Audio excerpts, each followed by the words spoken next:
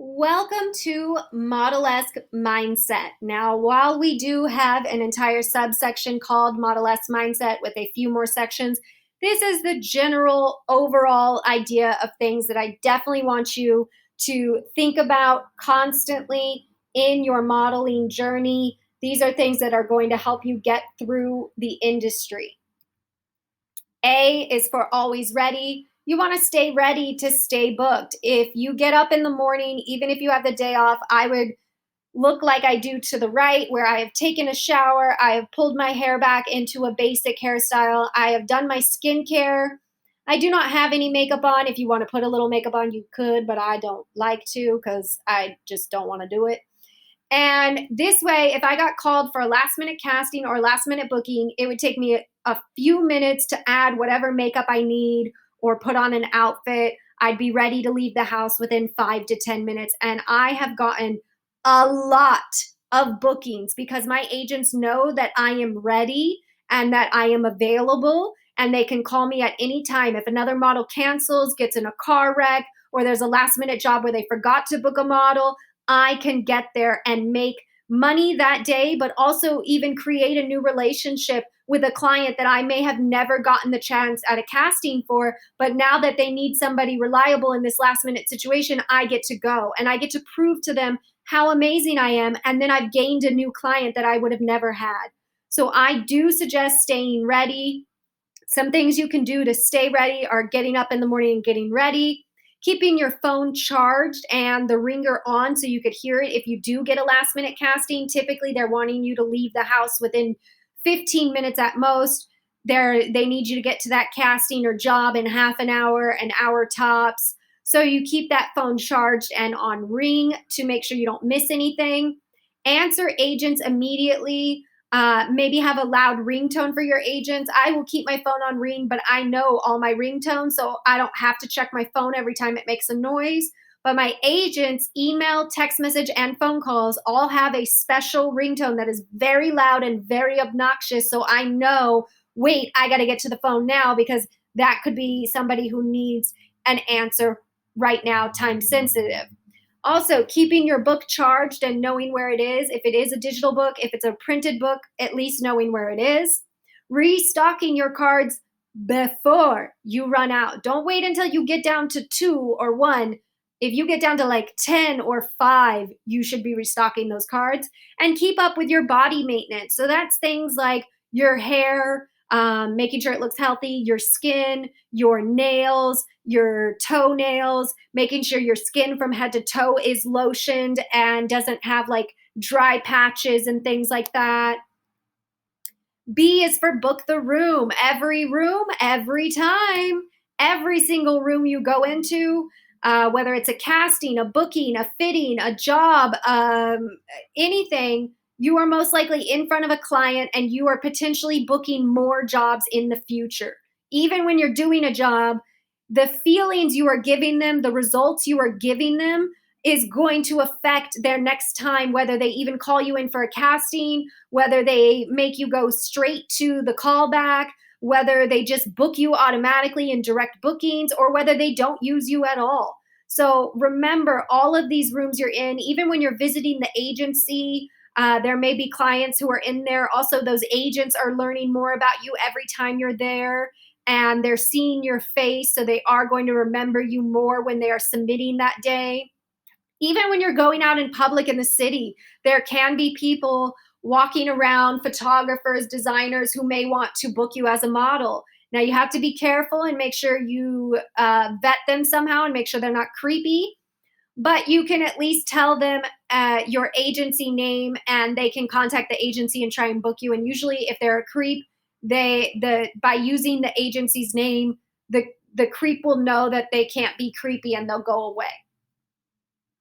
So from makeup artists to lighting assistants, every person on set is most likely going to work on more sets in the industry for potentially decades. And many of them end up in positions to book or suggest models for booking. So be nice to everyone and make genuine connections. Now, this doesn't mean that you have to be fake, But what I'm saying is every person on set has the power to connect you to another booking, another client, and future success. And if you understand that and you treat everybody with respect, they will want to give you those opportunities. They truly talk about it like they're excited to share opportunities with these models that they've worked with, that they respect and know are going to show up and do a good job and are grateful and nice and polite.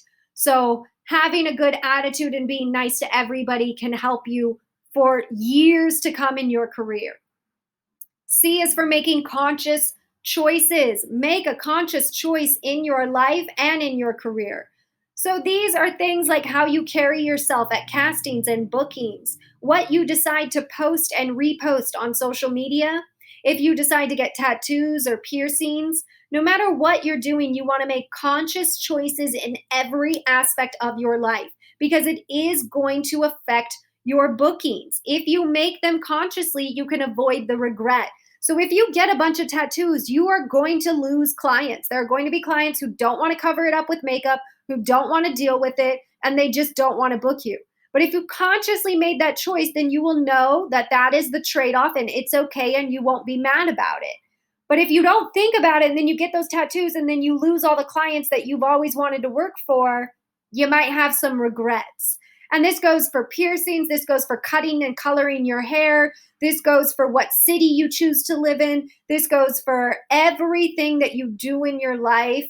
It can affect the different types of bookings you're getting. If you're at work, if you decide to put a lot of effort into your castings and always be 5 minutes early and always be professional, that's going to affect how the clients see you and whether or not they choose to book you. If you're always running late, if you act like you don't care, if you act like you're too good for certain opportunities and you speak it in a certain way, there are going to be people who don't want to work with you, who don't like that attitude. If that's the attitude, you're like, you know what, that's me and I'm not changing, then okay, live that way. But understand that some people aren't going to like it. There's 8 billion people on the planet. Not everyone is going to like you, and that is perfectly fine. But make these choices consciously because I don't want you losing out on your dreams. You don't realize it, and you don't always think about how all these things connect, but they do connect.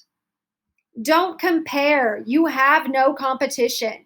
Do not compare yourself to other models. It is a never ending pit of self destruction and insecurities. It's not about who's the tallest or has the clearest skin. It's about who is the right fit for this specific booking.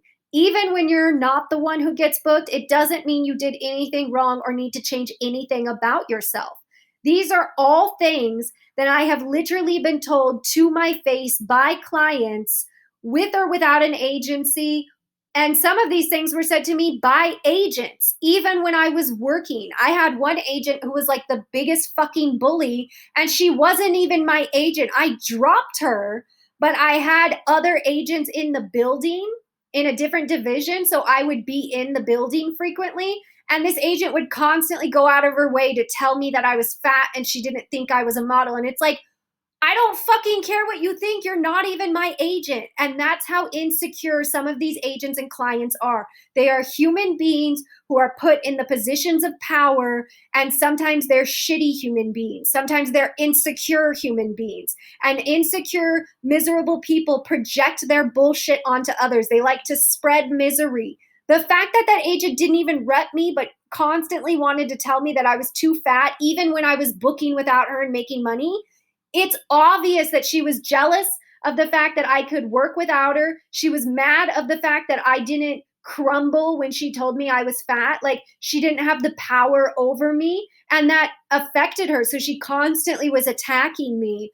And you have to ignore this stuff. You cannot compare yourself to others because, like you see, every single one of these is contradicting. I put them across from each other so you could see it clearly. I have had people say, you are too pretty. Neutrogena told me, we will not book you because you are unattainable beauty. I have also had several clients, several agents, even friends, even people I've dated, which, you know, they're just being buttheads, say, well, you're really ugly. You're not that pretty. You are just a little bit unique looking, but you're actually kind of ugly. And every single one on this list, you can see they are exact opposites. You can't be two things at once. You can't be too fat and too skinny. It's not a fucking thing. So you got to understand none of this is real. None of this means anything. It's just the opinions of people in a position of power that happen to be sucky people. And you got to ignore it. You got to go find agents and friends and clients that do believe in you, that aren't going to say these things to you. And even when they do say some of these things to you, like at the bottom, you see your nails are too long or too short. We want tattoos or we don't want tattoos. That's not even about like attacking you. And that has nothing to do with you. That's just a decision of consciously living. If you like to have long nails, you're not going to get booked by clients who don't like long nails. But if they make you happy, you do you. If you have short nails and that makes you happier in life and you can't function with long nails or you don't want to spend the money on them, then don't. And that is your life and it is your right. So don't compare yourself to others. It is about you. It is about your happiness, your goals, your budget. It's all about you. Everything that you make a decision on and choice in the modeling industry is about you. You are the one who matters. Everything in the modeling industry is a case by case basis. Every client, every agent, every model, every rate, booking, contracts, charges, they're all individual. They all have exceptions to the rule. Even when you're doing a job for the same client day after day, you may be shooting different clothes. You may have a different photographer. You may break for lunch at a different time. Everything is a case by case basis. Usage, hours, parking, castings. Maybe one time you go to the casting and they're really nice and it takes 5 minutes. The next time you go, they're overwhelmed. It takes half an hour. There's a big long wait. Everything is a case by case basis. Everything is different every single day. You never really know what you're going to get. You can make guesses and you'll learn more and more as you get familiar with certain clients and certain things. But everything in the industry is a case by case basis. Friend or foe. Some models are not in a mental place to be your friend. Some models can't handle the constant rejection from castings and clients to agents and even family. They are focused on their faults and their flaws. They aren't mentally in a place where they can be a good, supportive friend to you. And they see you as the villain of their story, and they may project their insecurities onto you. So I've already talked about this with agents, but it can also happen with other models. I had some models who were friends with me for years, but then they had a slump in their career. And this one specific model started getting really jealous of me so badly to the point that my agent, who repped us both, had to pull me aside and be like, I think this friend is really bad for you. They are really jealous of you. They're projecting their insecurities onto you. You need to take a step back from this friend. They're not doing well and they're taking it out on you. And not only did my agent say that, but we also had a mutual friend outside of modeling who pulled me aside and was like, hey, this model is really saying some nasty things about you behind your back, even though I know they've been friends with you for years. Like, they're trying to blame all their problems on you because you seem to be booking right now and it has nothing to do with this model, but like, you probably shouldn't be friends with this model no more. And I didn't listen. I was like, no, that's my friend. I got to be there for her. She's just going through a hard time in life. And then we ended up stop being friends because of how bad it got and how out of control it got.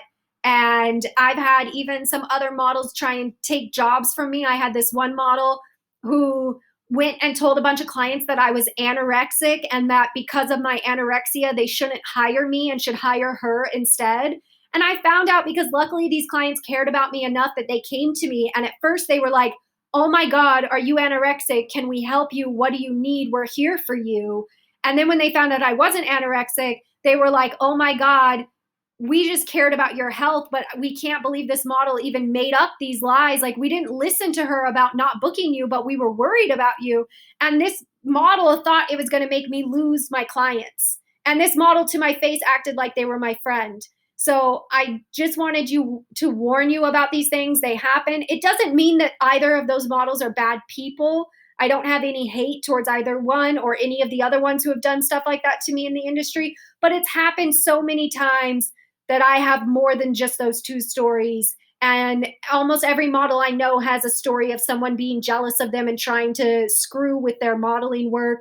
So be careful around these models. There can be a lot of insecurities. And also be careful with yourself. If you find yourself blaming other models for you not getting work, if you find yourself getting jealous of the models around you, take a step back and try and evaluate what's going on and try and get somebody that you can talk to that you trust to try and work through these feelings, because it's not a good feeling. It's not okay. It's misplaced insecurities and anger and things like that. So be careful with the people you call friend. And if you are having those issues, try and have a chat about the needs and concerns if you can. If you don't want to lose that friend, distance yourself a little and maybe don't mention work for a while to let them get back into their mental place of goodness and happiness and joy.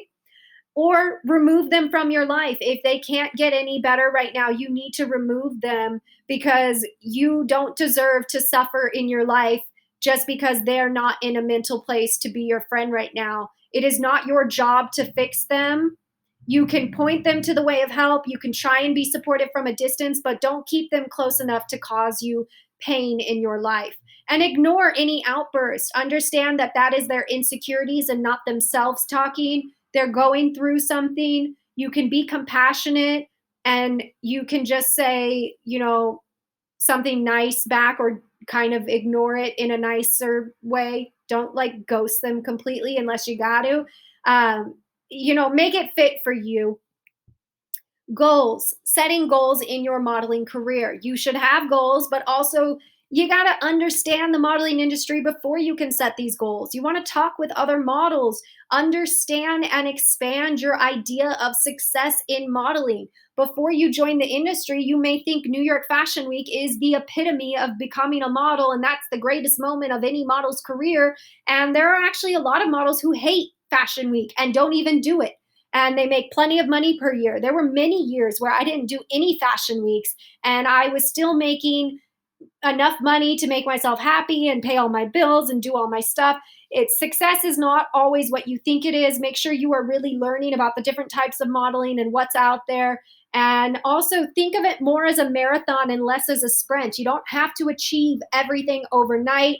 If you don't feel like you're booking everything in the first week of modeling, it's okay. It's going to take you a few months to meet all of these clients, for them to know you exist, for them to even have castings. There are some clients that only do one casting a year because it takes a lot of effort and it takes money to rent out places and to take the day off to have them looking at all the models. So think of it more as a marathon, less as a sprint. You're always building relationships and networking. Connections you make now can flourish a year later, 2 years later. I have clients who come back to me randomly years later with jobs and things. So marathon, not a sprint. Also, communicate with your reps clearly and consistently. When you're developing these goals and you have ideas, go talk to them. They know a lot. They've been submitting, they've been booking. They should have opinions and expertise, advice to give you. So make sure you are communicating with them about your goals and what you want to do. If you want to go to another country, if you want to go to another city, if you want to walk for a certain designer, talk to them. They'll be able to tell you things that you don't know, like, oh yeah, that designer, they would love to book you, but you know what? They actually typically book their showroom models. So you need to go to their showroom casting and then they'll meet you and then they'll book you for their lookbook or whatever. And so like they know things that you don't know and they're going to help you with those things. So communicate with your reps. They're there to be a part of your team and help you in success. Don't be afraid of your agents. They are literally a part of your team. Utilize them. Let them do their awesomeness. Let them do everything they're supposed to do for you. H is for hobbies. More than just a model. I hate that saying. I think it's stupid, but people love to say it because, like, at the end of the day, I don't have to be more than anything. I can just be whatever I want. And if I just want to be a model 24/7, I should be allowed to do that. But they love when you have hobbies. The more hobbies you have and are willing to talk about, the more opportunities you will get. Get footage of those hobbies. Tell your reps that you do these things. They may not know, and post these things on social media. Pictures, videos of dance, sports, cooking, crochet, beading. Maybe you sing, maybe you collect things, or you like hiking or yoga or volunteering or traveling or painting or hula hoop. These are all just things I like to do. You put whatever you like to do. You could have as many as you want or as few as you want. But if you have hobbies and you are willing to talk about them and you've got footage of them, it will open up your opportunities as a model. I will never guarantee you anything, but I guarantee you that having hobbies is going to open you up to more opportunities. Also, your inner dialogue. You got to watch that self talk. You are your biggest bully sometimes. Don't do that. Have patience with yourself. Give yourself credit for all you have overcome and survived to get to where you are now. You have overcome every obstacle, every bad day, every horrible thing. You have made it out and you are here now. Give yourself credit for that. We can forget very easily all the mountains we have climbed when we are only looking forward with tunnel vision about all the goals that we haven't yet to accomplish. But you got to give yourself credit for everything you've already done. And ignore the haters. There's always going to be haters and people who disagree with you about what you do. Again, 8 billion people on this planet. Not everyone's going to love you, and that's totally okay. Remove the haters from your life, from your comment sections, from your friends. If it's even your family, you need to tell them, call them out on it. I understand there's different family dynamics. Do what is best for you.